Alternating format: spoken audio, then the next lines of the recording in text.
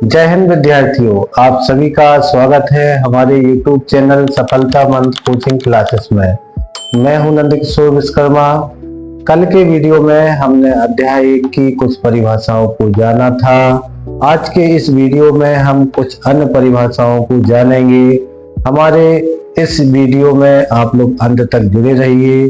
अगर हमारा वीडियो आपको पसंद आता है तो हमारे चैनल को सब्सक्राइब करिए, लाइक करिए और बेल आइकन को दबाइए। चलिए देखते हैं आज की नई डेफिनेशन अपचयन और उपचयन।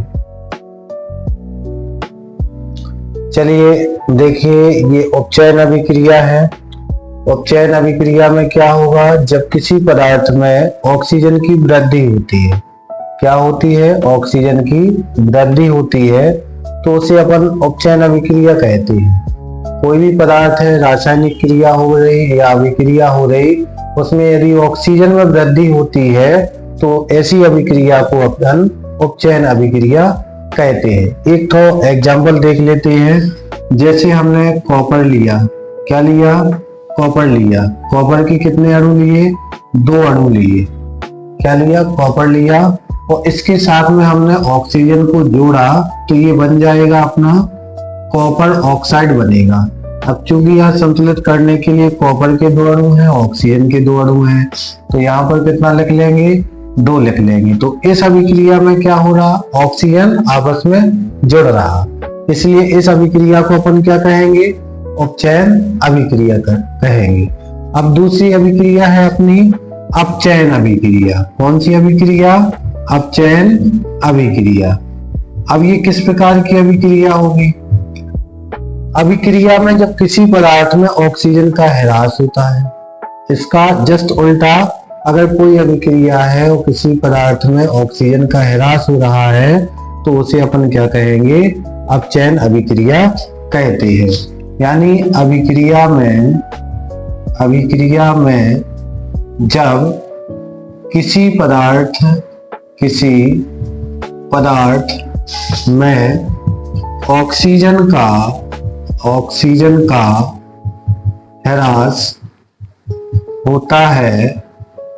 है तो उसे अपचयन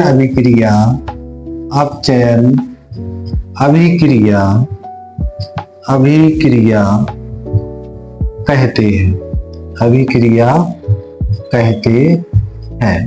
एक उदाहरण देखते हैं। जैसे क्या होगा? जैसे में अपन कॉपर ऑक्साइड लेंगे। क्या लेंगे? कॉपर ऑक्साइड लेंगे। इसमें अपन हाइड्रोजन को ऐड करेंगे, यानी ये दोनों इस साइड जो होंगी अभिकारिक कहलाएंगे। तो इसमें क्या होगा? इसमें ऑक्सीजन अलग हो जाएगा, ऑक्सीजन हाइड्रोजन के साथ जुड़ जाएगा और कॉपर को छोड़ देगा। यानी कॉपर ऑक्साइड से ऑक्सीजन का क्या हो रहा? ह्रास हो रहा और केवल क्या बच रहा? कॉपर। साथ में ये बन जाएगा क्या? H2O। तो इस अभिक्रिया में हमने जाना कि जब ऑक्सीजन में वृद्धि होती है अभिक्रिया के दौरान किसी भी पदार्थ में तो उसे उपचयन अभिक्रिया कहेंगे, और जब ऑक्सीजन का ह्रास होगा तो उसे अपन कौन सी अभिक्रिया कहेंगे? अपचयन अभिक्रिया कहेंगे। चलिए अब अगली डेफिनेशन के रूप में हम संचारण के बारे में समझते हैं, यानी जंग लगना। देखिए, संचारण की परिभाषा, जब कोई धातु अपने आसपास अम्ल, आर्द्रता आदि के संपर्क में आती है तो ये संचारित होती है। क्या होती है? संचारित। यानी किस किस के संपर्क में आ जाए? अम्ल। जैसे H2SO4 है, HCl है, जो भी अम्ल हैं, यदि उनके संपर्क में आती है कोई भी धातु तो क्या होगा? संपर्क में आने से ये संचारित हो जाती है। इस प्रक्रिया को अपन क्या कहते हैं? संचारण कहते हैं। जैसे आप लोगों ने देखा होगा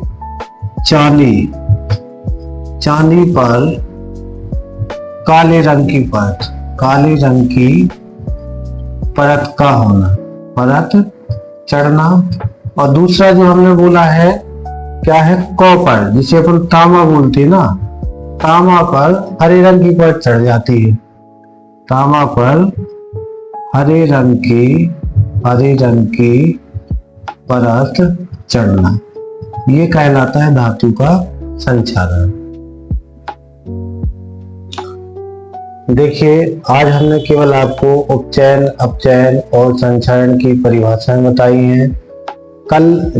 ये जो हमारा पार्ट होगा वो तीसरा होगा।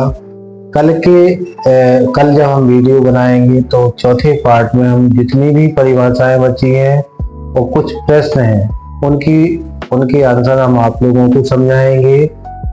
हमारे वीडियो में अंत तक बने रहने के लिए आप सभी का बहुत बहुत धन्यवाद।